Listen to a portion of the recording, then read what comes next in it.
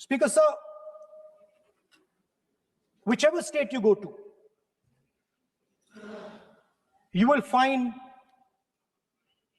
different fabrics. There's the Himachali cap, Assamese gamcha, Banarsi sari, Kanchipuram sari, Naga jacket, and you will find that all these fabrics represent the people. When the people of Assam give you the gamcha, they're not just giving you a piece of cloth. They're giving you an expression.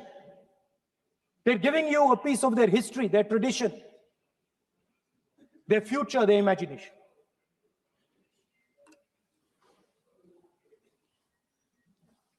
It's the same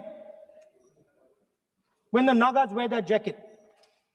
When they come and see us, they make us wear the jacket because they want us to be embraced by the fabric. But Speaker, sir, these fabrics are beautiful. But if you look slightly deeper and you look closely at the fabric, you will find that each one of them has thousands of little threads embracing each other. A Kanchipuram sari might have a golden thread, but the golden thread means nothing without the green thread or the yellow thread near it. The other thing to notice about the sari or any other fabric is that all the threads are equal. No one thread is superior to another thread. They all come together. The threads cannot protect you. The threads cannot keep you warm. But when they come together as a fabric, they can keep you warm, they can protect you, they can express what you have in the heart. Speaker, sir, in the same way, our nation is also a fabric. It's a fabric made up of 1.4 billion people, and the fabric is woven together by the vote. Let me repeat it. It is a fabric of 1.5 billion people, and it is woven together by the vote. Everything that we see, in fact, this house where I'm standing today, the Lok Sabha, Rajya Sabha, Vidhan Sabhas across the country, Panchayats across the country, none of them would exist if the vote did not exist. We talk with great pride about HAL, BHEL, ONGC, Tejas, Chandrayaan. We have a list of things we say. Not one of those would exist without the vote.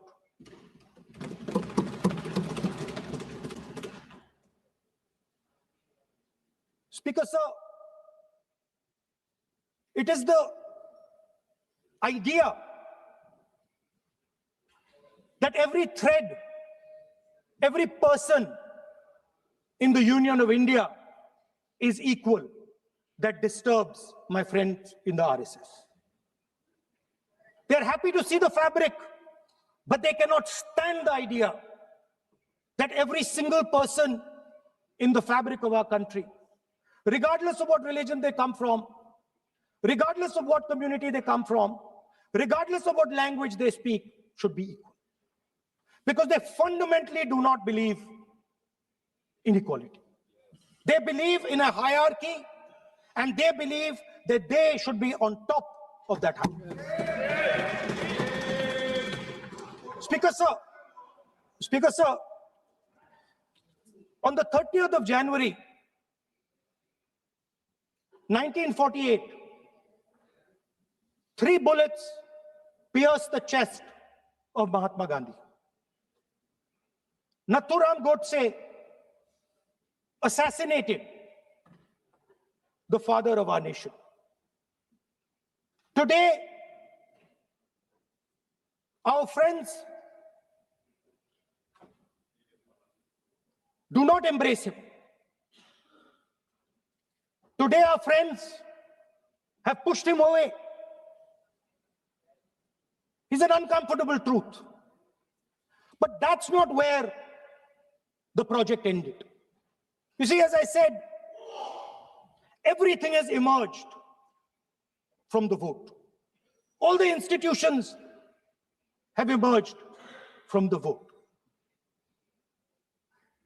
So it's obvious that the RSS has to capture all the institutions that have emerged from the vote. So the project, after Gandhiji's assassination, the next step of the project was the wholesale capture of India's institutional framework.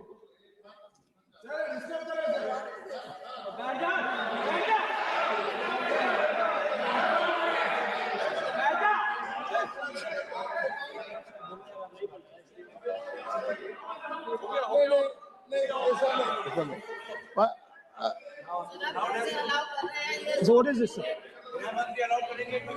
Sir अभी नहीं करना होगा आज I'm doing. मैं बुलाता हूँ please बैठिए So, please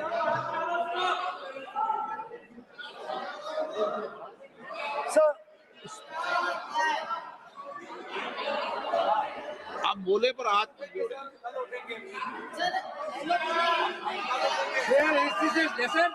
sir, these are uncomfortable truths, but they have to be spoken.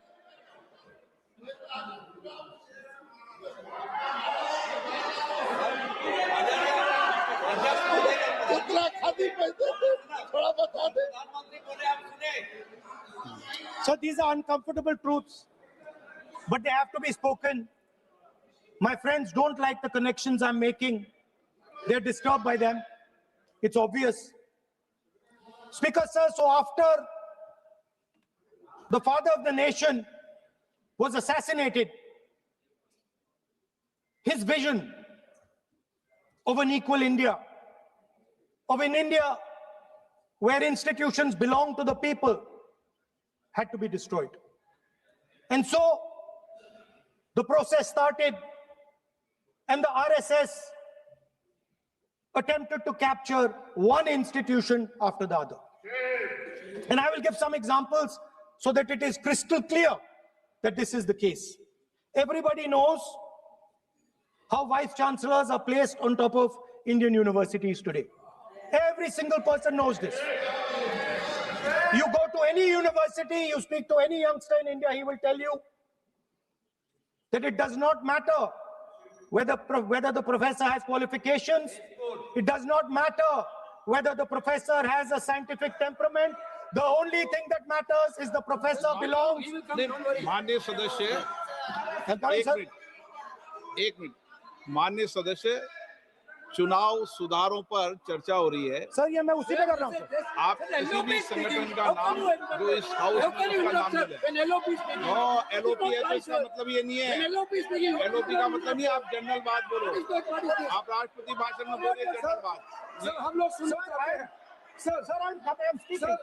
Speaker sir हम लोग सुनेंगे शांति से हम लोग शांति से सुनना चाहते हैं और ये आप लोग सुनिए ना क्या कहना चाहते हैं धमकी देंगे आप हम लोग सुनने के लिए बैठा है अभी तक नेता प्रतिपक्ष एक शब्द चुनाव सुधार पे अभी तक आया ही नहीं है संसदीय कार्य मंत्री बोल रहे हैं मैं स्पीकर के परमिशन से ही बोल रहा हूँ हम सुनने के लिए बैठे हैं अरे हम सुनने के लिए बैठे हैं नेता प्रतिपक्ष चुनाव सुधार के लिए जो सुझाव देंगे सुनने के लिए तो हम बैठे हैं लेकिन चुनाव सुधार को नहीं बोलते हुए कहा जो इस सदन से कोई वास्ता नहीं जो संगठन उसका कहानी किसी और का बोलना ये कोई उचित नहीं है। समय बहुमूल्य है, समय का मर्यादा भी है, सबका सब यहाँ सुनने के लिए बैठे हैं और ये समय बहुत कीमती है, इसलिए हर एक पल अच्छा शब्दों का कोई अच्छा ज्ञान दे, सुझाव दे, सुनने के लिए हम लोग बैठे हैं। मेरा एक सीमित अनुरोध है नेता प्रतिपक्ष से, आप विषय पर ही रहिए। हम लोग सब बैठे हैं, गृह मंत्री जी भी सुनने के लिए बैठे हैं, लेकिन आप विषय पर नहीं बोलेंगे तो जो विषय तय किया गया है उसे क्या मतलब है? अगर चुनाव सुधार पर ही नहीं बोलेंगे तो फिर इतना समय सबका क्यों बर्बाद करना चाहते हैं नेता प्रतिपक्ष? Should I leave? Should I leave? Then you speak. You don't need to. Should I leave? You speak then. You speak. What is it? You are parliamentary affairs minister. You are a parliamentary affairs minister. You are disturbing the LOP. How can it be? You are a parliamentary affairs minister. You are disturbing the subject to नहीं आपके LOP. आपका LOP subject to नहीं. ये विषय कर रहे हैं. The discussion, one second. The discussion is about the vote and electoral. The discussion is about the vote. एक मिनट सर मुझे बोलने दीजिए। एक मिनट बैठिए, एक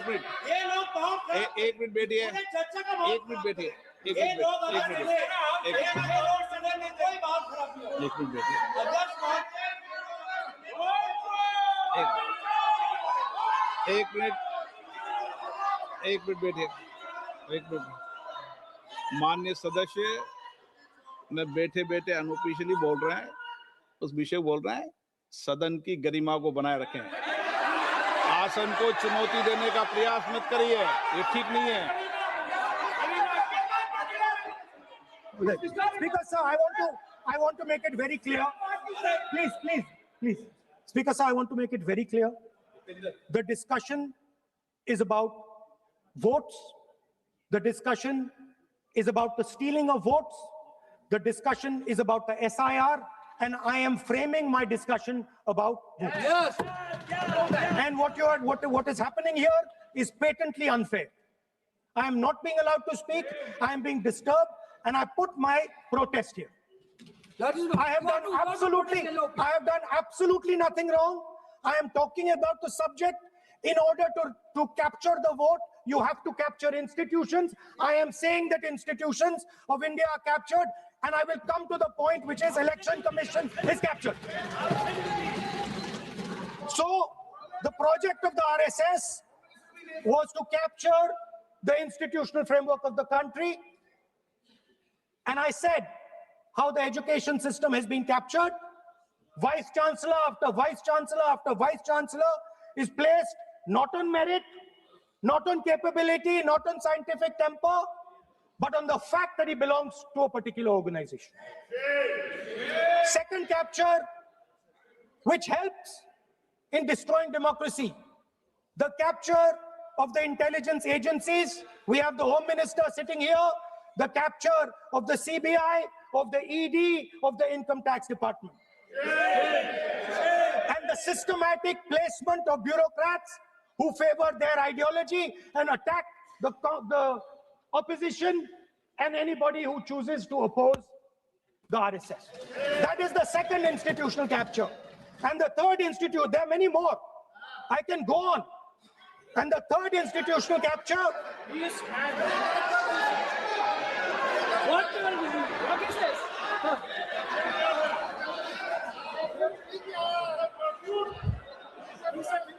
मानिए प्लीज मानिए।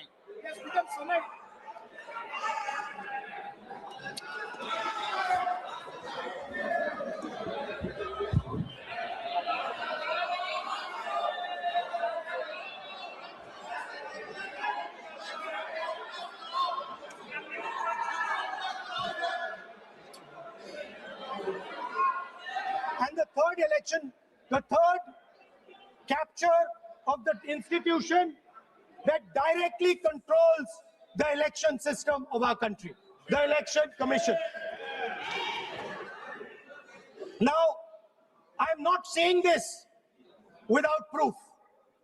I have put forth adequate proof about how the Election Commission is colluding with those in power to shape the elections.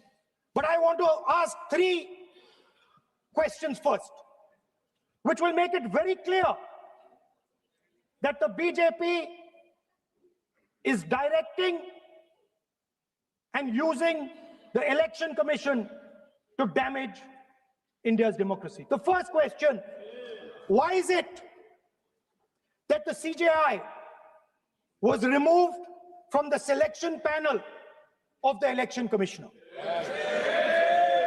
What motivation could there be to remove the CJI? Do we not believe in the CJI? Of course we believe in the CJI. Why is he not in that room? I sit in that room. It is so-called a democratic decision. On one side, Prime Minister Narendra Modi and Mr. Amit Shah. On the other side, the leader of the opposition. I have no voice in that room. What they decide is what happens. So the first question, why is the Prime Minister and Amit Shah so keen on choosing exactly who the Election Commissioner is going to be? Second question, and even more devastating question. No Prime Minister has done this in the history of India. In December 2023, this government changed the law. They changed the law to make sure that no election commissioner could be punished for any action they take while they are election commissioner. Yes. Immunity. Why would the Prime Minister and Home Minister give this gift of immunity to the election commissioner? Why would they need to give this tremendous gift that no Prime Minister has given ever before to the election commissioner? Yes. Mr. Shah is looking into the ceiling. Maybe he will answer this question when he speaks. And finally, why was the law with regards to CCTVs and the data that they contain changed? Why was a law put in place that allows the Election Commission to destroy CCTV footage 45 days after the election? What is the need? The answer given is it is a question of data. It is not a question of data. It is a question of stealing the election. Yes. Now, what is the result of this institutional capture? What is the result of controlling the Chief Election Commissioner and the Election Commission? First of all, we have a set of election campaigns that are tailored for the Prime Minister. 3-month, 4-month, 5-month long campaigns are taking place so that the Prime Minister's schedule can be fitted in to the program. Second, we have a Brazilian woman who appears 22 times on the voter list of Haryana. Please. No.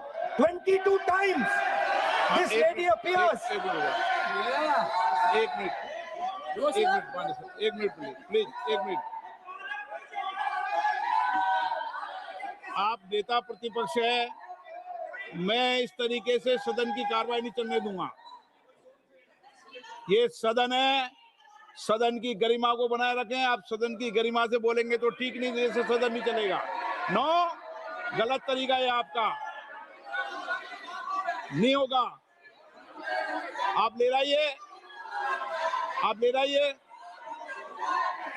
नहीं, माननीय प्रतिपक्ष के नेता, आप पहले अपने सदस्यों को समझाइए। नहीं चलेगा, नहीं, ठीक नहीं है। नो, नहीं, बिल्कुल नहीं चलेगा। अगर आप सर माननीय प्रतिपक्ष के नेता, आप अपने सदस्यों को गरिमा समझाइए। सर, बट ये तरीका आप इतने सालों Yes, तक यहाँ पर sir, हैं, ये तरीका उचित है क्या? Sir, विरोध का तरीका होता है, लेकिन ये उचित तरीका नहीं है। तरीका इधर भी हो, नो उधर का तरीका क्या है सर? नो, Sir, सबका तरीका उधर Speaker से होगा, sir, उधर से ही बोलेंगे, इधर से बोलेंगे, सब जगह से बोलेंगे। Speaker sir, I don't agree with the showing of photographs here, but it is a reflection of our democratic structure. This is what is happening in our democracy, that you're not allowing us to show. This Brazilian woman has appeared 22 times on the voter list in Haryana. And not only that, there is one woman whose name has appeared 200 times, more than 200 times in one booth in Haryana. And it is very clear, and I have proven without doubt, that the election of Haryana was stolen and the theft was ensured by the Election Commission of India. I've said it again and again and again. Now, nowhere has the Election Commission answered my questions. The Election Commission has not told me why this lady's picture has appeared on the polling list. They have not told me why lakhs and lakhs of duplicate voters are existing. They have not told me why a BJP leader is coming from Uttar Pradesh to vote in Haryana. These are straightforward questions. And there is clear proof which I have put in front of the country. Right? But the Election Commission has no answer to these questions. And that is the result of the complete capture of the Election Commission by the people across the aisle. By the way, you're talking about SIR in Bihar. Let me say something about SIR in Bihar. Why is it that after the SIR in Bihar, 1.2 lakh duplicate photos are existing in Bihar, in the voting list? If you've cleaned up the voting list, why are there 1.2 lakh duplicates in Bihar? And we've not just proven this about Haryana. We have proven this in Karnataka, we have proven this in Maharashtra, and I'm absolutely certain this is how you're winning elections in Madhya Pradesh, in Uttar Pradesh, in Bihar, across the country. Now, so what I'm putting on the table is, it is very clear that you've captured the institution. I've shown the mechanism of that capture. I'm also showing you how the Election Commission is doing things that are completely out of line. I'm not getting any answers. Right? So now let us come to how, when we are talking about electoral reform. Electoral reform is very simple. The point is, nobody wants to do it. The government doesn't want to do it. What does electoral reform require? What we've been saying. Number one, give machine-readable voter lists to all political parties 1 month before the election. That's the first step. The second step is take back the law that allows the destruction of CCTV footage. Very simple, not difficult. While you're doing that, also tell us what is the architecture of the EVM. Give us access to the EVM. Yes. Let our experts go and see what is inside the EVM. Yes. Till today, we have not had access to the EVM. We are not shown the architecture of the EVM. We're not physically allowed to go and see an EVM. Give us the architecture. Give us access to the EVM. And finally, please change the law that allows the election commissioner to get away with whatever he wants to do. That's all the electoral reforms you need. And I want to assure the election commissioner that they might be under the impression that this law lets them get away with it. Let me remind them, don't worry. We are going to change the law, and we are going to change it retroactively, and we are going to come and find you. Right? So this is the situation that the country is faced with. You know, everybody says to us, India is the biggest democracy. Actually, I was thinking today, we're not just the biggest democracy. We're the greatest democracy. And I'm not saying it just like that. I'm saying it America calls itself the oldest democracy. But the democracy that weaves together the largest number of people, the largest diversity of people, the largest number of languages, the largest number of states is this. And so our most powerful asset, the thing that stitches together the entire concept of modern India, stitches together the fabric of modern India, brings people together, allows them to build this great nation, is being attacked by these people. They're destroying it. You know they're destroying it. I know they're destroying it, and they know they're destroying it. And I'd like to conclude by saying that the biggest anti-national act you can do is vote chori. There is no bigger anti-national act that you can do than vote chori. Because when you destroy the vote, you destroy the fabric of this country. You destroy modern India, you destroy the idea of India. So I'd like to conclude by saying vote chori is an anti-national act, and those across the aisle are doing an anti-national act. Thank you.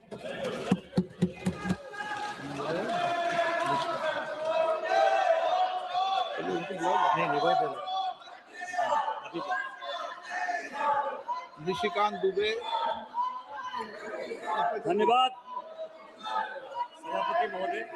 क्या बोला भाई? आए थे हरिभजन को ओटन लगे कपास।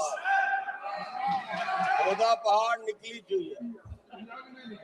शहीदों की चिताओं पर खड़ी कांग्रेस जिसने भारत को विभाजित किया, आज राहुल गांधी के बयान से मुझे लड़खड़ाती हुई नजर आई सभापति महोदय। ये संविधान की बात करती हुई नजर आई, और मैं 1976 का ये पूरा डिबेट लेकर आया। ये संविधान कैसे कांग्रेस ने तार-तार किया, इसका कोई जवाब नहीं। केवल संविधान की ऐसे किताब नहीं होता है कि शिकारी आएगा, जाल बिछाएगा, दाना डालेगा, उसमें कोई फंसना नहीं। उसी तरह से सभी जो है फंस गए चिड़िया। ये संविधान का किताब जो है राहुल गांधी और उनकी पार्टी के लिए केवल एक उसी प्रकार की कहावत है सभापति महोदय। आप ये समझें, ये 76 में स्वर्ण सिंह की कमेटी बनी 1975 में। उन्होंने सारे इंस्टीट्यूशन को खत्म कर दिया अध्यक्ष महोदय, जिसके लिए आज फिर से लगे हुए हैं।